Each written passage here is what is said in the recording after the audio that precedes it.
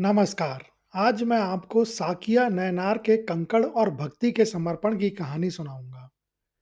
प्राचीन काल में वर्तमान तमिलनाडु क्षेत्र में साकिया नामक एक युवा व्यक्ति था। उसका जन्म जिस परिवार में हुआ था, वह उस क्षेत्र के सबसे प्रतिष्ठित और धनी परिवारों में गिना जाता था। उनके लिए जीवन में भोग विलास और राजसी सुख की कोई कमी नहीं थी। रेशमी वस्त्र, बहुमूल्य आभूषण और भव्य महल, हर वस्तु उनके इशारों पर उपलब्ध थी। लेकिन जैसे-जैसे साकिया युवा अवस्था की दहलीज पर पहुंचे, उन्होंने इन सभी भौतिक सुखों की क्षणभंगुरता को महसूस करना शुरू कर दिया। उन्होंने देखा कि धन संपत्ति, सौंदर्य और शक्ति सब कुछ अस्थायी है। जो आज है, वह कल नहीं रहेगा। उनके मन में यह तीव्र प्रश्न उठा कि यदि जीवन इतना ही नश्वर है, तो इस सब के पीछे स्थायी सत्य क्या है? इसी गहन चिंतन ने उनके हृदय में वैराग्य की नींव रखी, एक ऐसी भावना जिसने उन्हें दुनियावी आकर्षणों से पूरी तरह विमुख कर दिया।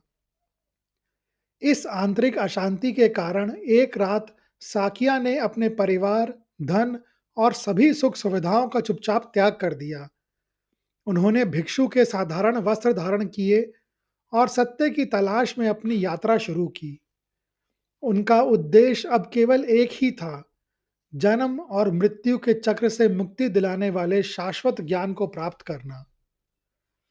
वह एक सच्चे जिज्ञासु की तरह अलग-अलग मठों, गुरुकुलों और दार्शनिकों के आश्रमों में पहुंचे।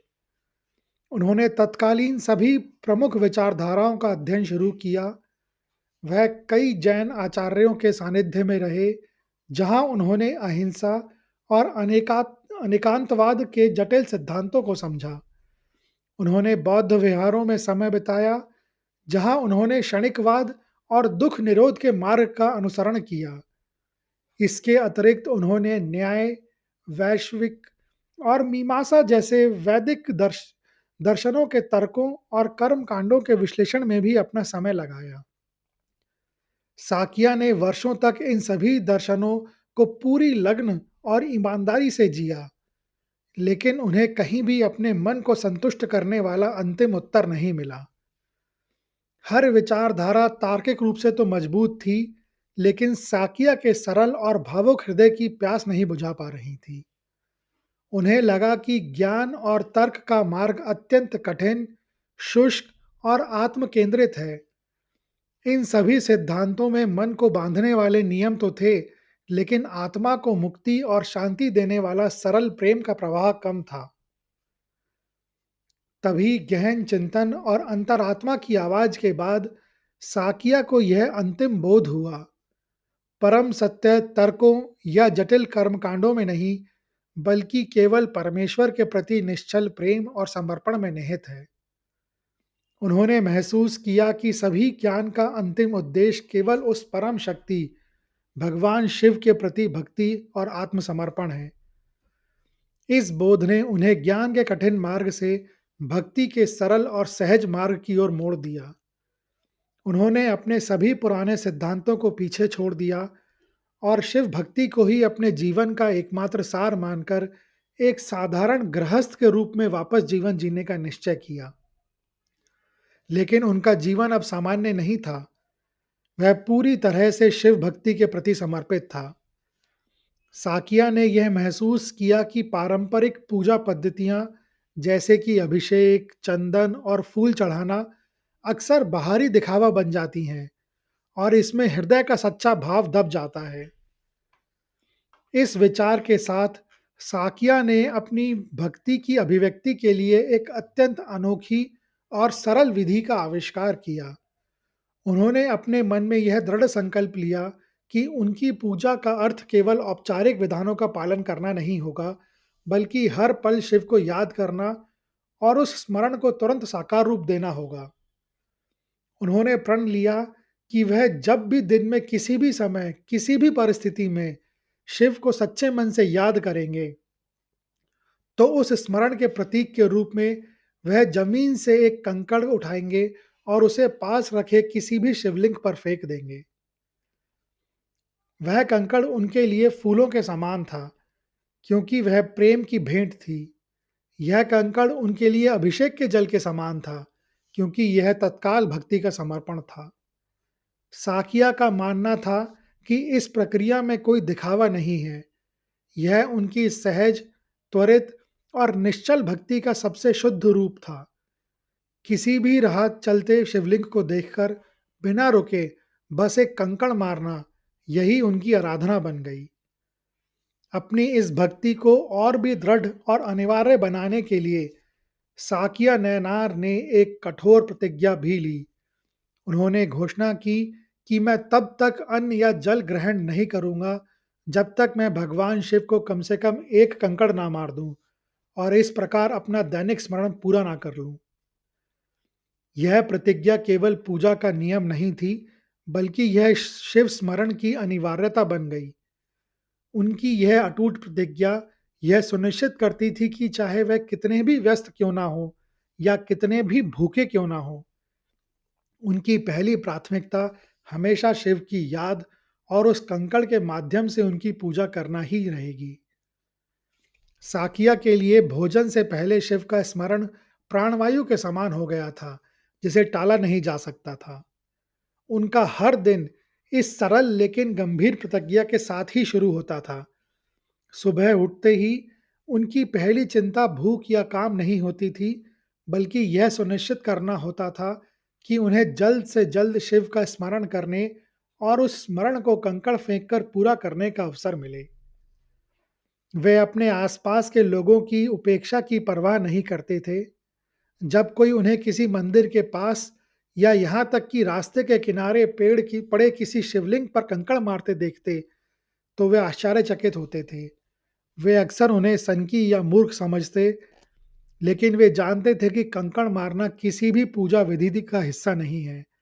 लेकिन साकिया के लिए वह कंकड़ ही उनका चंदन, उनका पुष्प और उनका प्रेम था। हर कंकड़ फेंकने के साथ उनके हृदय में एक गहरी संतुष्टि का भाव निकलता था, जो उन्हें यह विश्वास दिलाता था कि उन्होंने उस दिन अपने प्रियतम शिव को याद कर लिया है।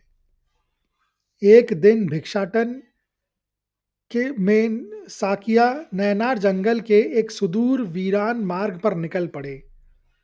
दोपहर हो चुकी थी, सूर्य सिर पर तप रहा था और उन्हें जोरों की भूख लगी थी।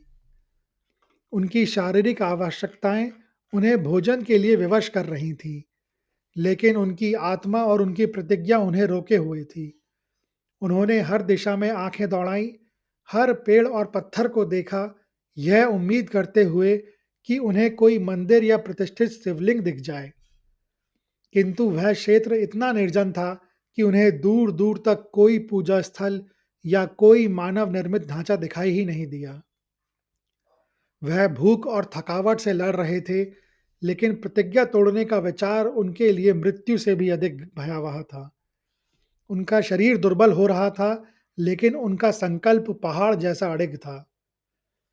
भूख की चरम सीमा पर पहुंचकर जब उनका शरीर लड़खड़ाने लगा, तो उनकी नज़र जमीन पर पड़े एक गोल साधारण काले पत्थर पर पड़ी।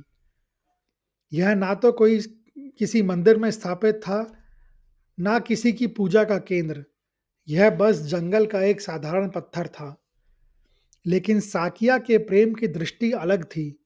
उस पल उन्हें उस साधारण पत्थर में ही अपने परमेश्वर शिव का आभास हुआ। उनके मन में कोई तर्क, कोई संदेह नहीं था।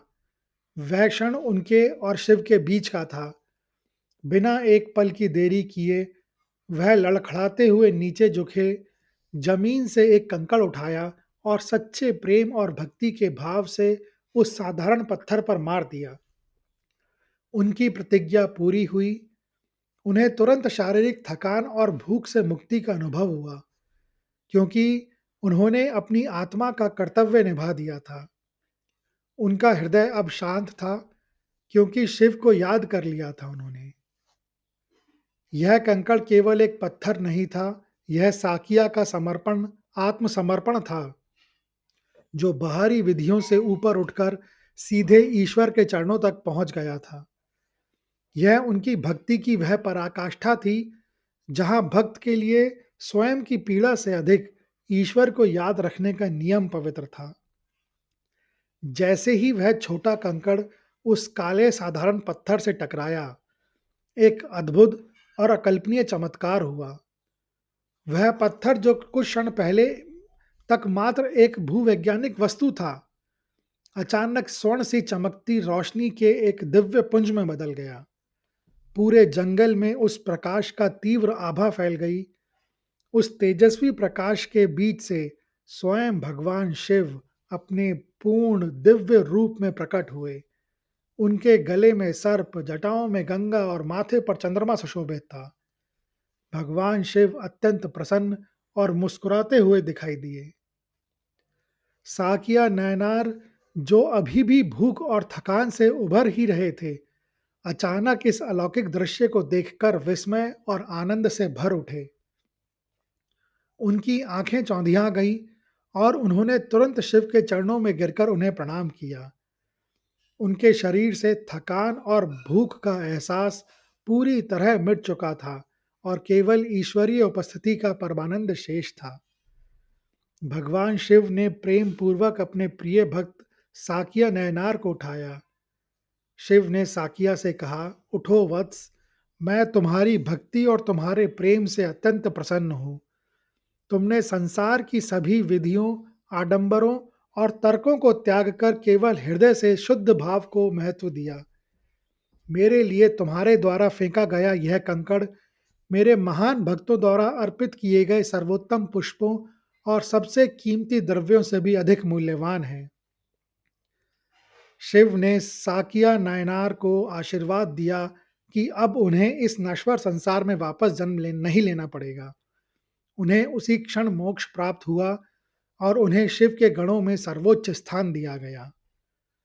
इस प्रकार साकिया नयनार ने अपनी सहज, सरल और निश्चल भक्ति से यह सिद्ध कर दिया कि ईश्वर की कृपा केवल हृदय की पवित्रता से प्राप्त की जा सकती है, ना कि कर्म कांडों की जटिलता से।